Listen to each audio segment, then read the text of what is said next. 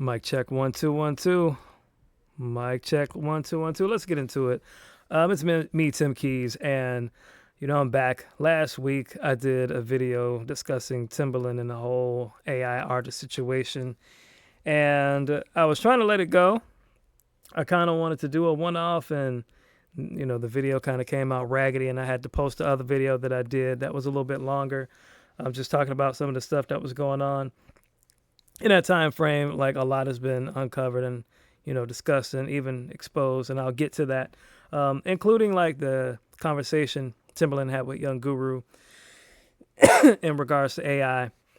There were some things that was also said on the Breakfast Club with Rodney Jergens that came out roughly last week, and just a lot of commentary with this AI situation. And yeah, I just want to kind of give my thoughts on it. I don't want to take too much time, but there are some things that I kind of want to uncover or just discuss.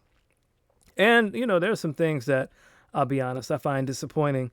Like I said in my first video regarding this issue, there are no heroes. And unfortunately, in a lot of cases, some of the people that, you look up to and you respect and have an admiration for, because they are your, they do something that makes you feel good, be it musically, something, that they've accomplished from the standpoint of the realm of science and writing or whatever. They do these great things and you appreciate them for their work and maybe, their story. And then unfortunately, you may find out that just because they have that talent and ability, it does not mean that they have good character. And I'm not saying that Timbaland doesn't have good character.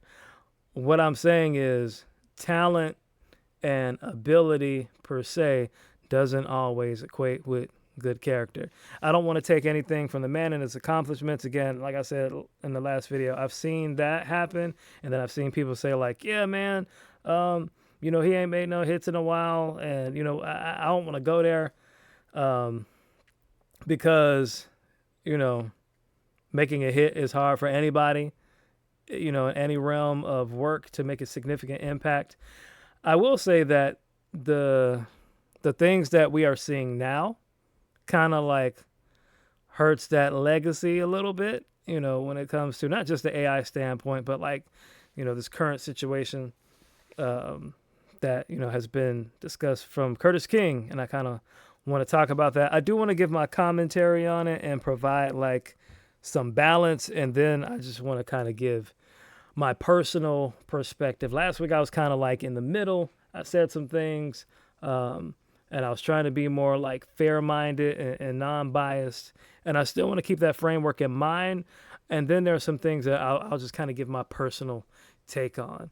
So I'll get back into it. So yeah, like last week, Timbaland went online with a Young Guru on Instagram and talked about the AI situation. And there were parts where like he definitely seemed like indifferent about the whole situation. I can kind of see that just because like, from his vantage point, if you're somebody that wants to do something, like you're going to do it. You're going to figure out how to do it, and people don't have to agree with you in the situation. You're just going to do it. However, I appreciate Young Guru for trying to like talk about like, hey, how is this going to be done in a manner that's ethical? And when we talk about music and, stealing music and so forth. So again, the issue with Suno as a whole is the lawsuits from stealing intellectual property. Suno, how it was programmed, how it was done, what it used to, as its database to, pull and create music. They've used tens, hundreds of thousands, if not millions of songs from these record labels without the permission of these record labels. And as I said in the last video, make no mistake, like those record labels are not necessarily moral themselves. Like Universal is not moral per se. Like they're not like, hey, we're championing for the little guy when it comes to music. Same thing with Warner. Like Leo Cohen is, I think he runs Warner. And if you've watched Leo Cohen, and his stance on some things, I would not call him an upstanding moral individual. His mindset is to make money.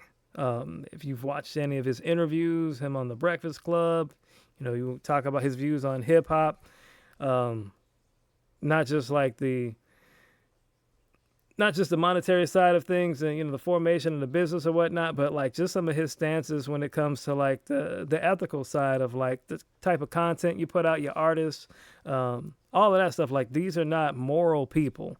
So if we're looking at music from the standpoint of morals, you're not going to find that anywhere but like maybe, you know, in yourself, or if you believe in a higher power, you believe in a God or something like that, you might find it there. Other than that, like there's no moral compass in music per se. So it is what it is. Like the bottom line is these folks is wanting their money. And that's what it boils down to. It's all about the green paper, or in this point, the numbers. And so these labels are suing Suno because they want their money. You have used their stuff without their permission. And so that's where the problem lies. Now, Timbaland has said, in some of these interviews, like, hey, he hasn't used Suno in that regard per se. I'm gonna circle back to that, but he says he hasn't done that. He feeds AI with his own content or whatever, and that's how the that's how he does the music from Suno. But Suno is not a good company because its whole foundation of how it creates music is based on stealing, millions of people's music and using it as a reference point without the consent of the artist to spit out and generate whatever. And on one end, like if you're somebody that's using Suno to be like, hey, I typed in this prompt and look at what it spit out. This is so cool. Like that's one thing. But then it's like, what happens when you are the person that's music has been used without your consent, and it's going to go off and potentially do whatever, maybe for leisure purposes, but in some cases, to try to, somebody's going to try to make some money off your stuff and you're not going to get paid for it. That's not fair. And so that's where the tension lies. And so, in the interview with Young Guru and whatnot, and some of the other folks, like there's some parts where like Timbaland makes a point. And, I will say shout out to Timbaland because he did get on there and, give folks the time. And some dude came up and said he was a demon and all this other crazy stuff. And, he let him speak his piece and had a conversation with the gentleman. And Timbaland made some interesting points, like, because they said, like, well, the AI is being used, and it's just pulling from different people to make songs. And then Timbaland said, well, what about when you do a tight beat? And then the guy said, well, that's inspiration. And I'll be honest, I don't necessarily agree with that. And, like it is what it is. Like I've made beats trying to copy Timbaland. When I was younger, yeah, I was inspired by those beats, but that was like the sound. So like when we were younger, you trying to get your foot in, like, let me make this beat and incorporate those elements into what I'm trying to do.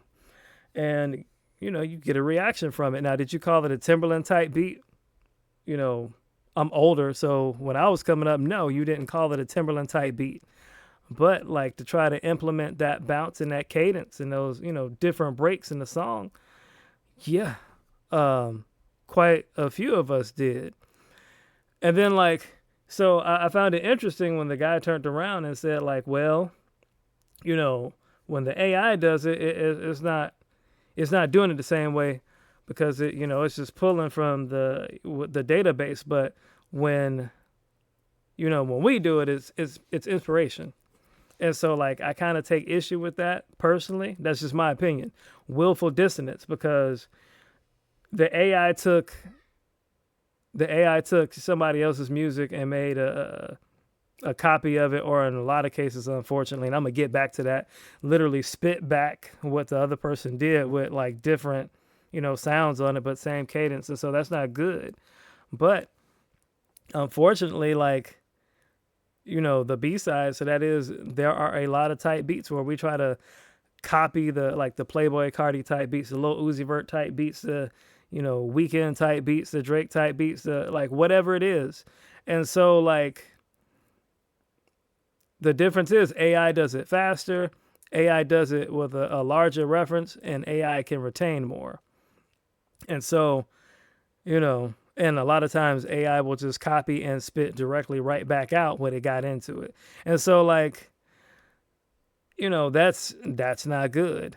But the B-sides is also true. Timberland made a point because I think they brought up the issue where he said, well, yeah, I've had not my beat stolen, but I've had people bite off my sound, like literally placements or whatever that became big records.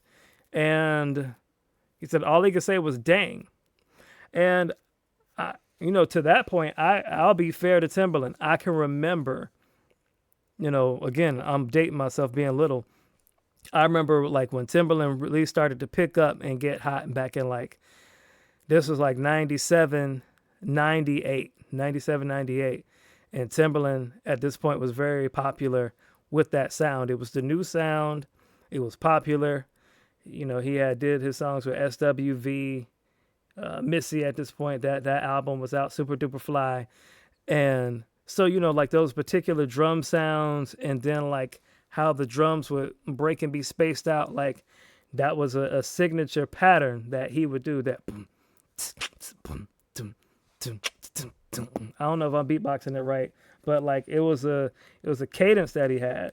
I can remember listening to another song back in '97 from another group that was not produced by Timberland.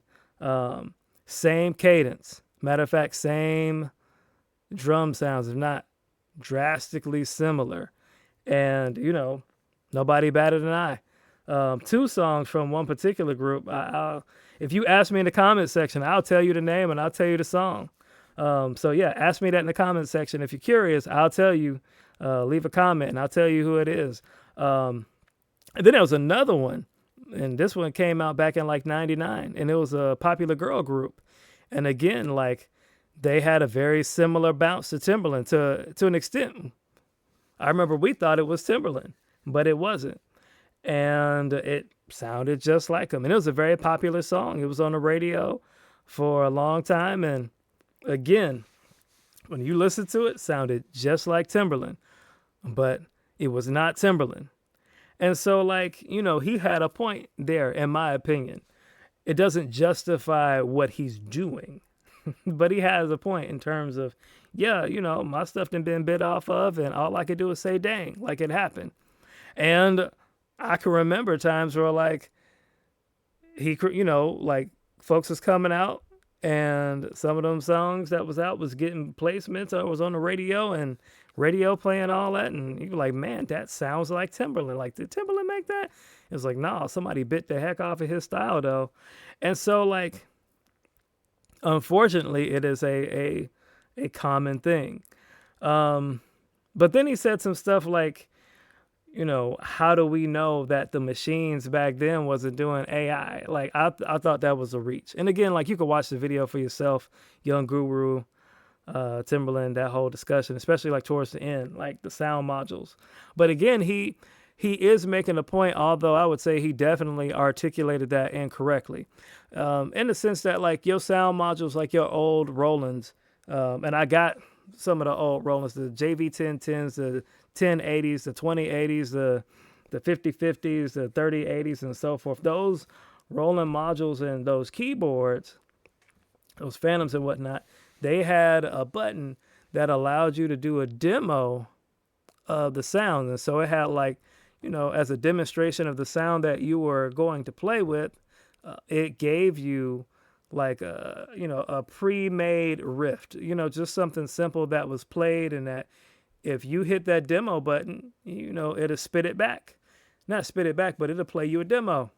So those artists that got hired to, play those sounds out, that stuff got saved in that machine, in that memory ROM, and you would press the button and it'd spit that stuff out. And so, like, there's a very popular song that came out back in 1999 that, yeah, very popular song that was done back in 1999 by a particular producer and artist that actually came from the Roland sound module. And again, like, if you're watching this video and you're curious about it, leave a comment. I'll show you what it is, and I'll even do a video and just show you directly like where you can get this stuff from. And it's not even like, it's not sample snitching. It's literally in the machine, and folks use the machine to do that. Now, again, that's not AI, but in the sense that here's something that's pre-made by another individual, and you press the button and it'll spit it out, and you could chop it up or do whatever to it. Again, that is a real deal. And that was something that really occurred in that time frame. And so you could, even though you may disagree with Timbaland's situation and what he's doing, in another aspect, the foundations have already been laid out. Now I want to talk about what's happening here. I saw this on the NPC group in Facebook. I saw it there. And then I went on ahead and decided like I would go ahead and discuss it. Because once I saw it, I'm kind of, I don't say kind of, I'm disappointed. But I'm not surprised. I'm going to tell you why I'm not surprised, but it is, it's unfortunate. So check this out. On social medias like Instagram, allegedly. Shout out to this producer here. I've seen him on my timeline many a times. Never actually followed him, but I've always seen him on my Explore page. He goes by K Fresh. Now, what you're seeing here is him reposting a beat that he had for some time already. Let's get past that part. You heard that? Do it one time you to for listen me. to not only this beat, to Watch listen again. for his producer tag. You'll hear it in a second. Listen to this for a second.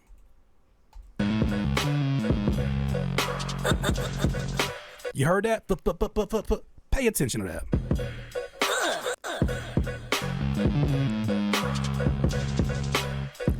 All right, I don't want to play too much of it. Oh gosh, that beat is hard. Like, shout out to that producer. I'm gonna have to follow him on Instagram. Shout out to him because that's a hard beat. And yeah, I like the drums, how it sounds, and how he used whatever he used for that lead. Yeah, that's a nice sound. But unfortunately, now check this out. And shout out to Curtis King because he did all this. I'm just re-showing what he already has revealed. Look at this video. Tell me what you hear. Now, this video was posted some months ago, so it's already been in circulation. Press it, brother, press it.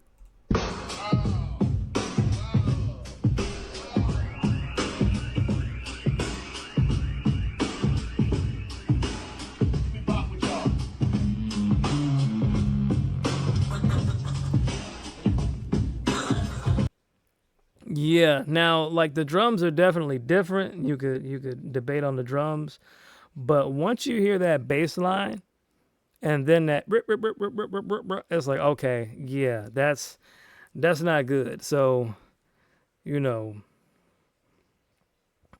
how did that song get into Suno? And he said he made a beat with Suno. Like, yeah, like that part is no good. And so you go a little bit further.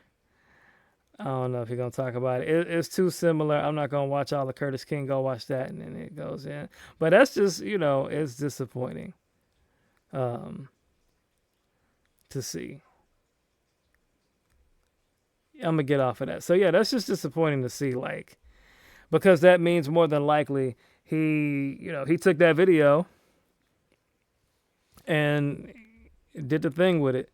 And so if you go here, like the producer, Cuddy Fresh, speaks out on Timbaland, you can go watch that. I'm not going to cover that. But yeah, it's unfortunate. Apparently, because in the NPC music group, they talked about, or one of the videos talked about Timbaland saying like he found man's video off of Instagram, pulled it and kind of mashed it up with something else to get that effect. When you listen to it, don't really sound mashed up. It sounds like, he took that thing and used it as a reference, definitely, and it spit out what it spit out. And the producer tag is there, the bass line is there. And that's the situation. Though that sucks. I just want to put that plain, simple, dry and cut. That sucks because if you're a content creator, trying to get your bag and whatnot, and you're posting stuff on the internet to try to get attention, to try to get some traction, to try to make some sales, to make some money, and then like somebody comes and takes your stuff without permission and does what they do, it definitely, like, you're gonna feel a certain kind of way about it. Like, your music gets taken without your permission and it gets fed through a machine. Now that machine, like, once it's in the machine, it's up for grabs. Technically, you're not supposed to use Suno in a way like that. You putting somebody else's stuff into Suno to like make it spit out stuff. Although ironically, like, that's how Suno was built. So that's its own animal. Like, how can you, as the creator of Suno, this machine, whatever you want to call it, how can you say like, hey, you cannot upload somebody else's intellectual property into this machine to like create stuff. You got to use your own stuff, which I agree with. But, most of the stuff that it's spitting out, it's all derived from taking music, without the consent of the IP holder or the IP holders. So, it's hypocritical. That being said, again, it's disappointing. I will say this, like, this is not the first time I've heard of something like this. There was a similar situation a while back when Kanye did his Donda album. There was a song that he used called Wrap Your Arms Around Me.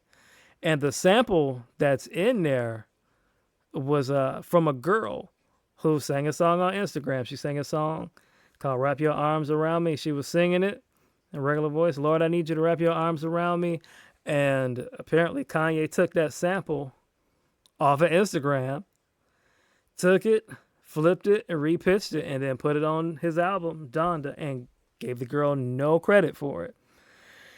And so this is where, this stuff becomes problematic. Like, now, don't get me wrong. Actually, yeah, let's go there. So, folks would look at that and say, all right, well, this is the foundation of hip hop, which to some extent I would agree with. Like, the reality is, hip hop is rooted in, taking other people's pre-existing music, if you will. We'll call it for what it is in a nice manner.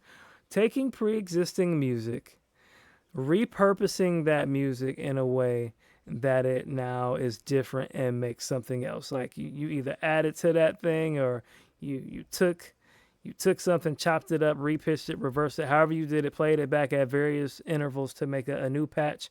Or in the case of Kanye in that song, literally took the girl's voice, pitched it down, and then put a beat around it. And the part that she sang became the hook for the song. And, it is what it is. Like, I think the only person who talked about it and kind of brought it to the forefront was a YouTuber named John Mike, producer who he makes plugins, peculiar sounds, gospel musician, gentleman.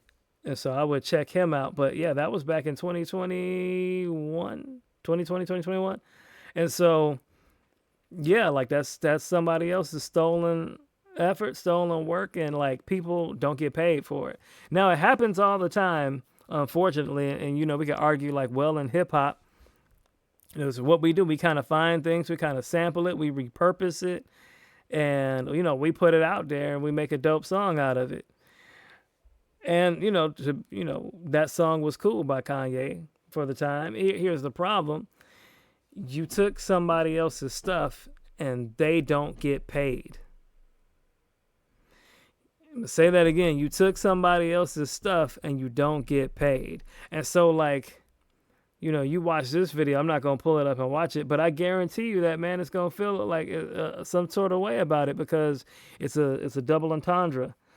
It's a paradox, polarizing. On one end, here's the guy that you looked up to, you were inspired by to create music, somebody, you may have dreamed about working with one day. And then, unfortunately, you find out like the guy is taking your stuff and used it without your permission.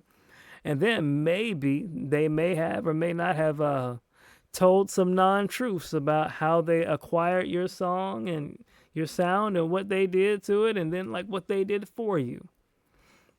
And so, again, like, you know, if you're in that position, like it's one thing because I know folks would be like, well, again, like, man, we just sampling. Don't be no hater, yada, yada, yada, yada. I'm just out here making music. I'm being inspired.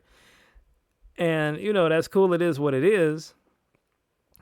But you are going to feel a kind of way when it becomes you. If it becomes you that has your work taken without your permission, it is going to be, you're going to feel some kind of way about it. Because on one end, you might be flattered, like this super producer, this super artist or whatever, they liked your song enough to use it in their own work and yada, yada, yada, yada, yada.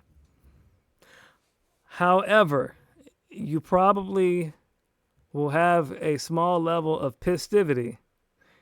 And I'm going to say it, you're going to be pissed if that song goes off to make some money and you're not getting compensated for it.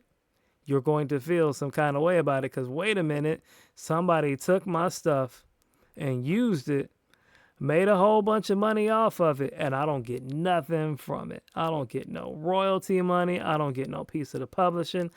I don't even get a $25 Amazon gift card.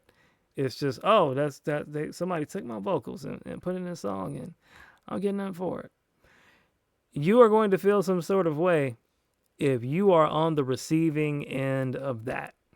I promise you. And so, like, that part is unfortunate, regardless of how you feel about AI and how you look at AI. Because some people look at it like, yeah, man, AI is a tool, yada, yada, yada, yada. And, I'm just using it because it's going to help me do this, that, and the third. And then you got other people, like I said earlier, that will, take this stuff and, use it to crank out songs, and it's a fun deal to have. And then you got other folks that are using it to make their next big hit or whatever. You are going to, it's just, I don't know. It's an interesting deal. That's all I can say.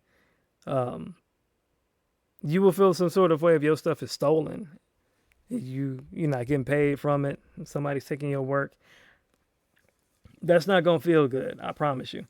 And so, I'll just say this. I'll just kind of cut to the chase with the AI stuff. For me, when this stuff first came out, I was intrigued. I thought it was cool. And I was like, oh, this could be something that could help the music community based on a couple of things at the time where it was like, all right, if you wanted sounds and a sound source, this could be a way for you to get sounds and have a sound source and not worry about like the copyright side of things at the time.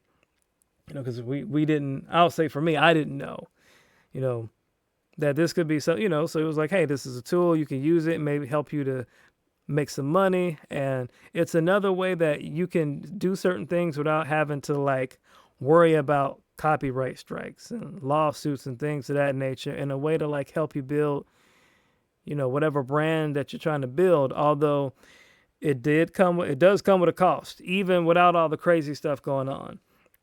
And the cost is like, if AI is now accessible to everybody, this tool is accessible to everybody, well, then now the need for said thing is no longer as, prominent. Like, I don't need to worry about samples if I got something that generates samples for me. I don't need to worry about having something for sound design if this tool will do it for me. And so in that respect, the B-sides is it would dilute the market in a sense, because you have folks that's just like, well, I'm just going to use this to make my 808s. Because they have those tools out there. They have the AI tools that will make a sound for you. So if you want an 808, you can prompt it and it'll make an 808 for you. Um, if you prompt it, it can make a violin for you. Some do it better than others, but you have tools out there that do that now. And on one end, it's helpful, and then on the other side of that, it does dilute the field, in my opinion, because once everybody can do it, then you eliminate the need, and then you have the potential for oversaturation. So that's one aspect. Um, but the reality is we were already approaching that, if not there already. You already had the MIDI generating tools. You already had the stuff built in your DAW. Reason has MIDI generating tools. Ableton has MIDI generating tools. Waveform, FL Studio, they all have their own MIDI generating tools that you can use to make chord progressions and all of that stuff. You can flip it and do whatever, but it's there and it's available to use however you want to. So it's another thing that kind of like lowers the barrier to music, which is cool. And then like it's also not cool. It's going to have its good and bad. However, once I saw two things for me. Once I saw like with something like Suno, literally it was just scrubbing like existing music. Like there were videos it was from one lady. She's a lawyer. She's on YouTube. It was her and some other guy. They showed that like, Suno, if you press it hard enough with the right prompts, it'll start playing Mariah Carey's "All I Want for Christmas" without Mariah Carey's voice, but it'll have the song. It'll have the same lyrics. It will have the same melody in terms of how it's sung. It just won't have Mariah Carey's voice. But like that's problematic because that means like you prompt this thing enough and it will, spit out somebody else's intellectual property.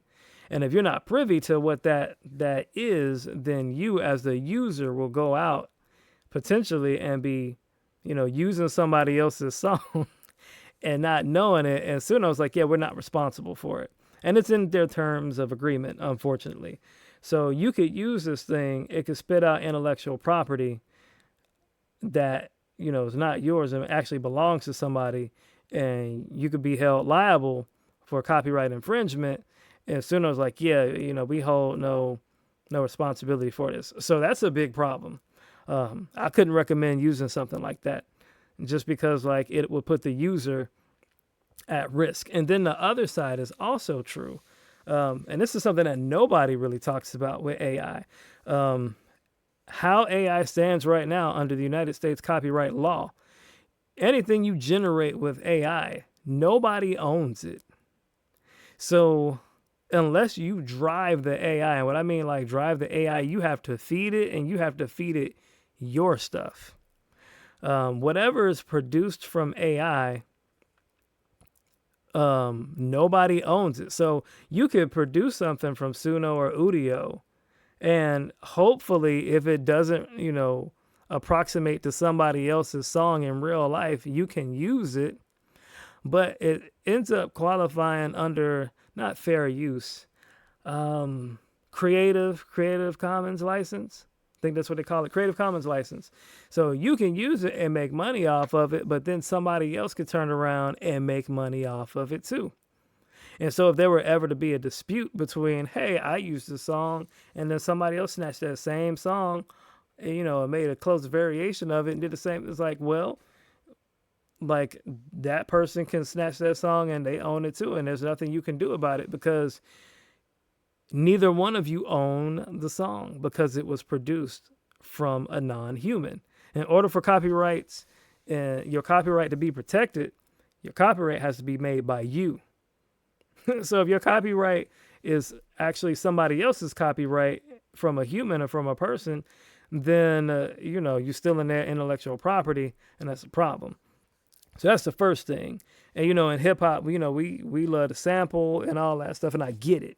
Like, I love rap music. I appreciate it. There are things about hip hop I appreciate. But then the B-sides is also true. Like, we don't like paying people for samples, and we like to take shortcuts. And to some extent, that's how we got here, because we like to take shortcuts.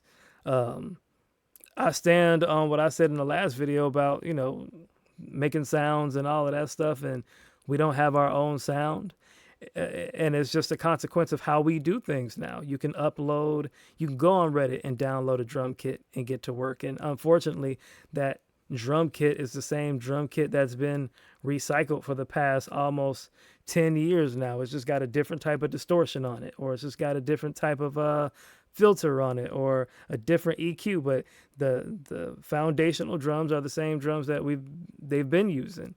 And unfortunately, that's true. Because the reality is you're only going to get your drums from a couple different places, acoustically or synthetically, even if you build them yourself. Like, you're going to do synthesis methods with noise and frequencies and sine waves and whatnot to make your 808s and claps and all that stuff. Or you're going to use a machine like a drum machine, TR-808, 606, whatever. Or you're going to do acoustic drums, or you're going to hit something. And other than that, wherever you get your drum source from, or, you're cutting records, you're going to process them mugs through, whatever effects, racks, units you have to add color to them and add some, kick to them. But most folks ain't doing that no more. And that's not everybody, but it's a lot of folks. And so, like, the realm of sounds is changed. How many people got slice accounts? How many people got arcade? Again, the tight beats community, and I don't have anything against it personally, per se. It is what it is, but know that, okay, as we move forward and take those steps, we've headed in that direction already, for better or for worse. I don't recommend using AI from the standpoint of ownership because of how it's done. You don't own AI. You can use it to make money off of, but you don't own it because it is a non-living organism. And under United States copyright law, to claim a copyright, a human has to be the entity that does it. And so that is the problem when we're talking about AI. Nobody really owns it, outside of like maybe the person or entity that fed it in the first place. So for them folks that use Suno and they ended up, getting out All I Want for Christmas, well, that's Mariah Carey. If you release a version of that and try to post it somewhere, her team, they can come after you because that's literally their song that belongs to Sony, Mariah Carey, and all entities involved in that song. Them folks own it. You don't own it, and you trying to use it will put you at a liability. That's the problem that I have with it. I don't own it. And I want to use something. If I'm going to have a tool that's presented to me, I want it to ultimately make my life easier on all accounts. So if I'm looking for something to replace me sampling, then, the reason you want a replacement for the samples and you don't want to have to deal with cutting records is because you don't want to pay them fees because those are expensive. And so it's like, well, yeah, here's this alternative solution. And if I'm using this alternative solution thinking it's going to be helpful, but in the long run, it's not going to be helpful, it's actually going to be worse, then I'd rather just avoid it because I'd rather just go cut records. Just cut the records, chop that way, keep stuff in. And, if I end up in a situation where I'm doing a placement, I just disclose like, hey, I use this record and I took this portion of it, or I took these sounds, and let the record label do what they do, and then I get the splits accordingly. But, I would hate to be in a situation where I'm using something unknowingly and it spits out somebody else's song because it's a song I'm unfamiliar with, and it made a derived approximation of an existing song, close enough, far enough that you couldn't tell the difference, but still close enough that it belonged to somebody and somebody was able to peep it out, and now you in trouble. That's not helpful, in my opinion. And so from that standpoint, unless they get something that, has been trained ethically, as they call it, and, you can, it makes things easier for the end user. I'm going to keep it old school. I do like some of the stuff that you can do with AI. I find it interesting as a whole. But yeah, like, it's Pandora's box. In terms of the AI artists, I mean, again, that is what it is. And, time will tell. I think if you took all other things out of the concept, like if, Timberland wasn't stealing other people's music and feeding it into this, Suno machine or whatever, and, all that wasn't happening, and it was just an AI artist, and I didn't know it was an AI artist, and I heard it, I would be like, all right, maybe that's cool, maybe that's not cool. But yeah, I'm not really a fan of the AI artist either, because that's going to ultimately, as much as people say it's going to do good for the industry, it is also going to do harm. And for the folks that are advocating like the AI artists will do good in the long term, like, okay, to be fair, yeah. There was a gentleman I was listening to, actually, the Breakfast Club, Rodney Jerkins talked about it. He said artists don't talk back. And I understand what he's saying, because, if you're deciding to deal with another person and another will that has a different set of ideals and goals for what they want to do, that can be hard for you as a producer, if you are a producer in that mind frame. Let me see how much time I got left. I don't want to be out here too long. I'm just rambling. I'm going to be up off of here. Y'all don't watch these videos that long, no way. But yeah, there's a part where there's some validity in, if you're working with somebody and they have their own ideas for what they want to do, that can be challenging. And to be fair, that's a different approach than how we do music. And what I mean by that is, like, a lot of folks now, when I see, trying to do music, they just want to get a placement. So they're like, yeah, I want to work in the studio with Playboy Cardi, or yeah, I want to work in the studio with this artist or that artist, or yada, yada, yada, yada. And I'm going to get there one day. I just got to send my beats out. And it's like, I mean, your chance of working with Playboy Cardi as a new, person may or may not happen. It's pretty slim, but I don't want to kill your vision, because it might.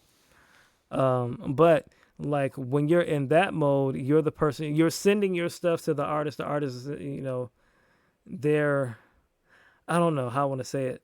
You're sending your stuff to the artist. You're not in the driver's seat.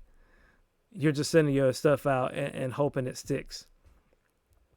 What Timbaland is talking about, and what like a Rodney Jerkins was talking about in the Breakfast Club, is when he says artists talk back, is like, as a producer, you have a vision for this album, and you're working with that artist to bring out the best of that artist, to bring the best of this product out into fruition.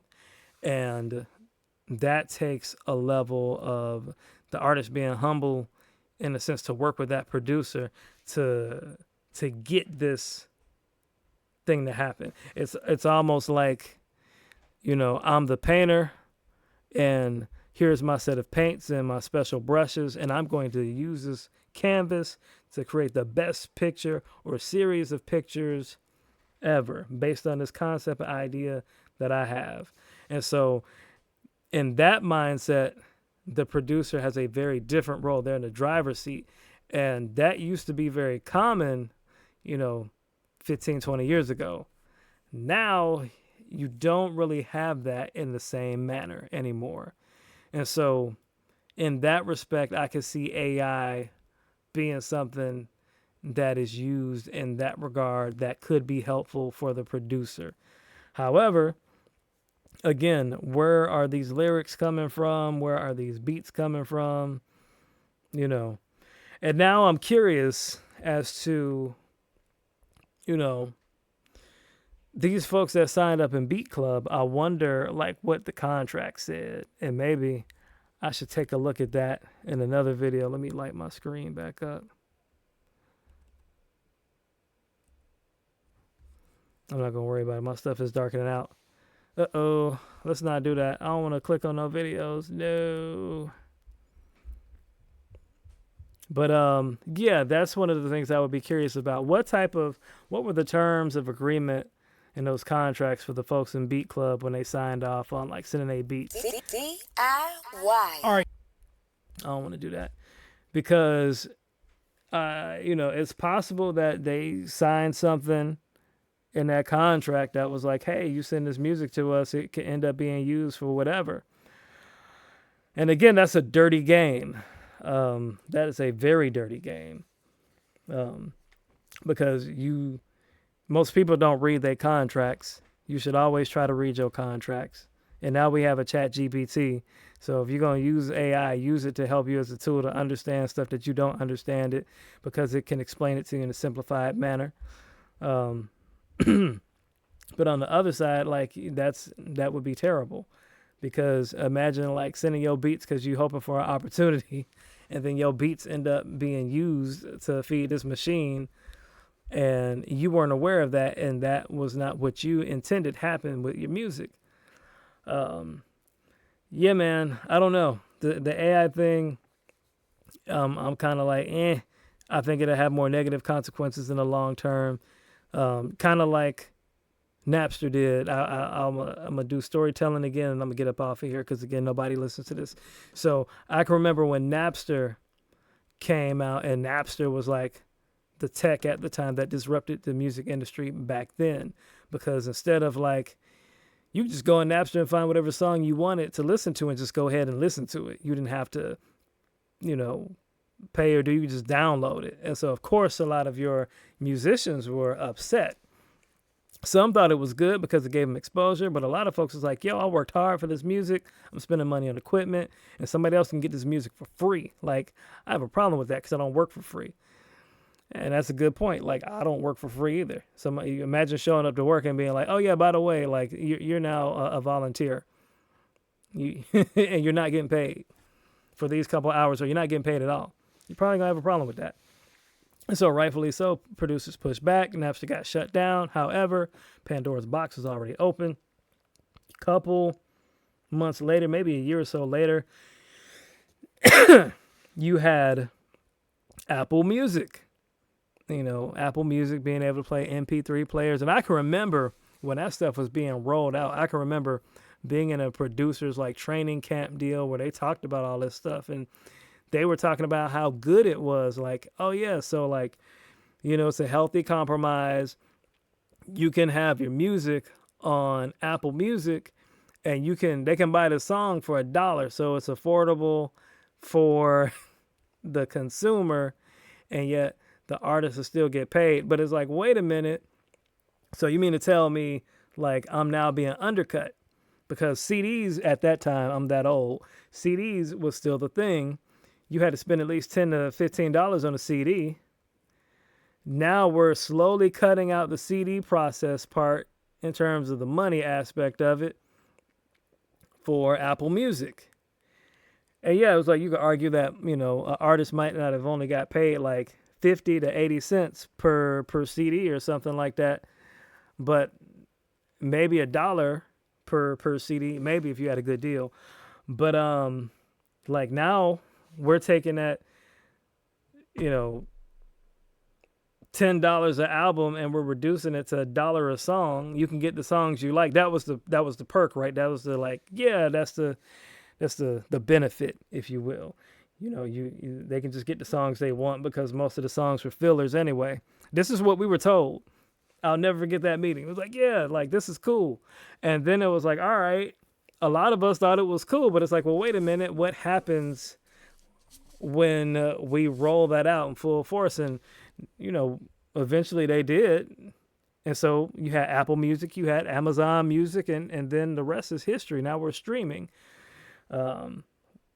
First with Pandora, then with Spotify and all these other platforms. And now it's like you're getting pennies on the pennies for songs that are, being played. And so it definitely hurt the music industry because, like, if you were somebody that was truly independent and you wanted to sell in mom and pop stores and sell CDs, you could no longer do that as easily.